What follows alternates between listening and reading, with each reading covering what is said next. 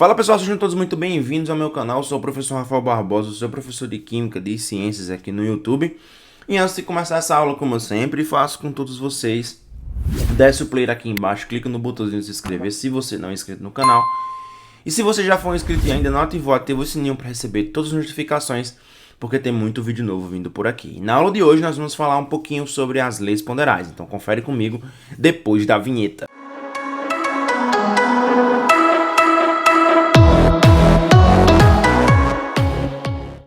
Bom, gente, as leis ponderais, elas são leis que vão relacionar as massas dos participantes de uma reação química. Essas leis, elas surgiram no final do século XVIII, começo do século XIX, tá? E foi a partir delas que a química assumiu um caráter de uma verdadeira ciência. As principais leis ponderais são três, tá? As leis ponderais são a lei da conservação da massa, ou lei de Lavoisier, que para mim é a mais importante de todas, a lei das proporções constantes, ou lei de Proust, e a lei das proporções múltiplas, também conhecida como lei de Dalton, que explica posteriormente o próprio modelo de Dalton, que a gente já conhece tão bem, tá? E tem aula aqui no canal falando sobre esse modelo de Dalton. Vou deixar aqui no izinho, caso você tenha interesse em assistir essa aula, massa? Então, galera, é o seguinte, as leis ponderais, né, pelo fato delas apresentarem essa característica de massa, estar relacionada diretamente à massa das substâncias, é importante que você conheça de onde foi que elas surgiram. E aí a gente fala um pouquinho sobre a lei de Lavoisier, ou lei da conservação da massa. O que é que ele diz? Que em um sistema fechado, a soma das massas do reagente é igual à soma da massa dos produtos. Então, tudo que você coloca em uma reação química para reagir vai ser convertido em vista de massa no produto. Então, se eu colocar, por exemplo, mercúrio para reagir com gás oxigênio, se eu colocar 100,5 gramas de mercúrio com 8 gramas de oxigênio, eu vou ter 108,5 gramas de óxido de mercúrio, ou seja, a massa ela se mantém constante. As substâncias são diferentes, porque se não fosse, não caracterizaria uma reação química. Porém, nesses casos, a gente percebe que a massa do reagente ela é exatamente igual à massa do produto, certo?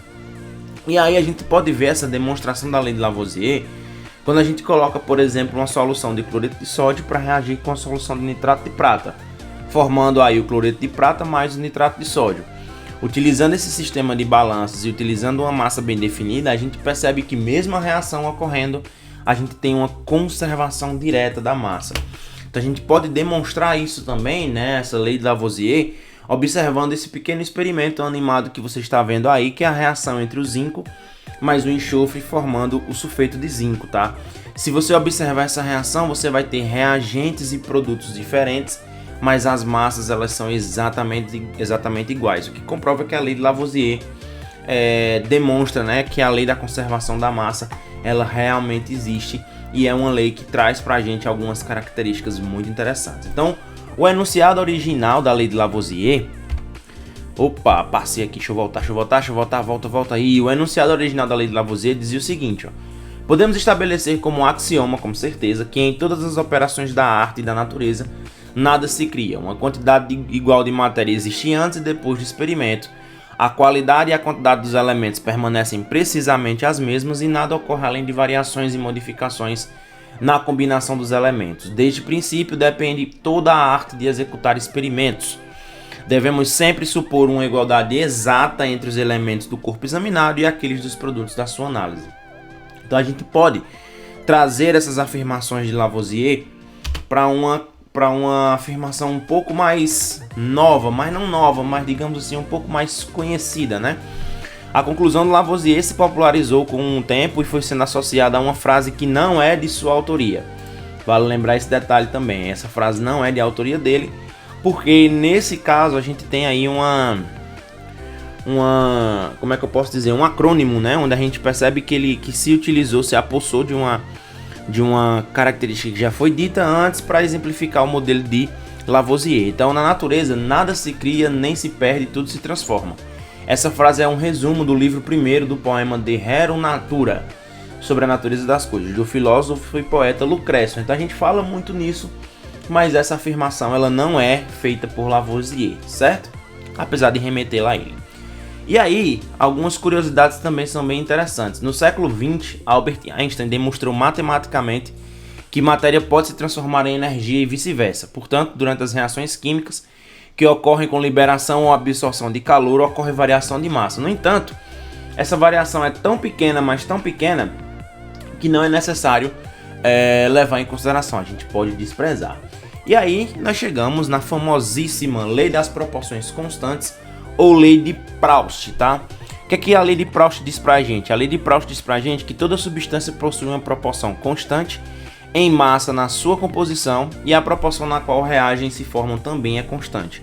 O que ele quer dizer com isso? Ele quer dizer que a proporção entre a massa dos reagentes e a massa dos produtos é uma proporção constante e muito bem definida. Então como é que você pode demonstrar isso em relação à Lei de Proust? Então olha só, eu tenho aqui 2 gramas de gás hidrogênio reagindo com 16 gramas de oxigênio, formando 18 gramas de água. Veja que se eu somar esses 2 reagentes, dá exatamente a massa do produto. Portanto, aqui a gente tem a lei de Lavoisier. A lei de Proust não vai ferir o princípio de Lavoisier. O que é que ele diz pra gente? Se eu multiplicar essa massa aqui por 2, todo mundo vai obedecer a mesma proporção.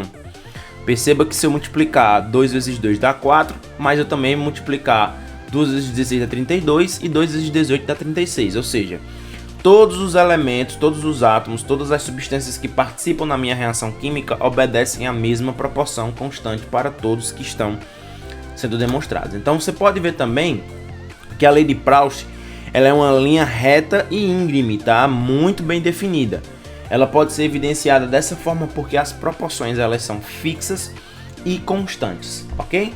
E aí existem as consequências da lei de Proust. A principal consequência da lei de Proust é a composição centesimal das substâncias, tá? Além do cálculo estequiométrico. Então você pode estabelecer uma proporcionalidade entre todos os participantes da reação química. Então, por exemplo, 12 gramas de carbono está para 32 gramas de oxigênio, assim como 100 gramas está para X. Você faz aqui meios pelos extremos e você consegue descobrir o valor de X. Assim como você pode fazer para o valor de Y, tá? Ou descobrindo X para descobrir Y, ou então utilizando a proporção de carbono para o gás carbônico. Essas proporções são sempre as mesmas e de maneira constante, certo? Nós temos também a explicação de Lavoisier e de Proust que vai trazer para a lei de Dalton, né, ou para a teoria atômica de Dalton. A lei de Lavoisier dizia que os átomos, as partículas, né, dos átomos iniciais e finais são as mesmas, portanto a massa permanece inalterada. A lei de Proust diz que você tem uma proporcionalidade específica entre todos os elementos que participam dessa reação química. Então, portanto, a gente tem aí características que explicam muito bem a lei de Dalton, que também é uma lei relacionada às proporções múltiplas. O que é que ele diz? Que quando 2 elementos formam 2 ou mais substâncias compostas diferentes, a massa de um deles, se permanecer fixa, a dos outros vai variar em uma relação de números inteiros e pequenos. Como assim, tio? Olha só, vou demonstrar aqui para vocês uma relação entre nitrogênio, oxigênio e o óxido formado, e vocês vão perceber que essas proporções são sempre constantes. Se eu mantiver aqui o hidrogênio constante, olha só, o nitrogênio, perdão, constante, percebe o que acontece com o oxigênio? Ó, sempre em proporções constantes. Então 8 mais 8, 16, 16 mais 8, 24, 24 mais 8, 32. Da mesma forma vai acontecendo com os demais, 22 mais 8, 30, 30 mais 8, 38, 38 mais 8, 46. Já a gente tem uma proporção constante e fixa entre todos os óxidos que se formam. E a gente pode evidenciar isso até mesmo na sua fórmula molecular, na forma desses óxidos que são formados, tá certo? Por último, pessoal, como um bônus, nós temos aí a lei volumétrica, ou lei de Gay-Lussac, tá? Que ele diz que nas mesmas condições de temperatura e pressão, os volumes dos gases que participam de uma reação formam entre si uma proporção de números inteiros e pequenos. Essa proporção ela pode ser evidenciada a partir de experimentos que eu também vou demonstrar para vocês. Então ele diz que nas mesmas condições de temperatura e pressão, os volumes dos gases que participam de uma reação química têm entre si uma relação de números inteiros e pequenos. E esses coeficientes estequiométricos representam a proporção volumétrica entre os reagentes e produtos de uma reação. É válido lembrar que a gente evidencia isso independentemente da unidade de medida que nós estejamos trabalhando. Então, por exemplo, um N2 reage com 3H2 formando 2NH3.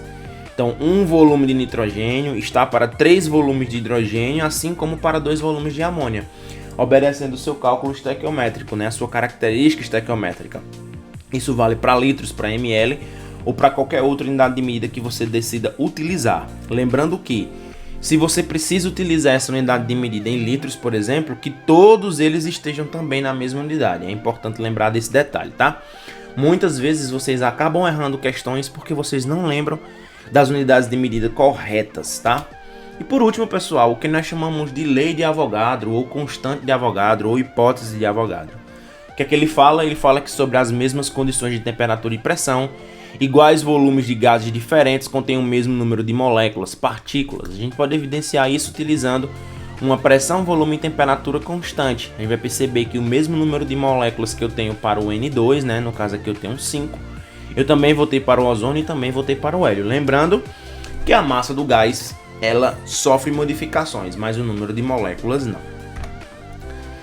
Então é isso, minha gente, agradeço você ter ficado comigo nessa aula. Não esquece que aqui embaixo na descrição desse vídeo tem um link para o nosso grupo no Telegram, também como meu contato para palestras e aulões, que no caso você queira ir na sua cidade ou através da internet, enfim. Além disso, na descrição desse vídeo também tem um link, né, que você pode acessar falando um pouco sobre sobre o nosso material, que eu vou disponibilizando aula a aula aqui no canal, e você pode utilizar esses resumos para estudar, tudo bem? Então agradeço você ter ficado comigo em mais esse vídeo, um beijo, um queijo e até a próxima, se Deus quiser.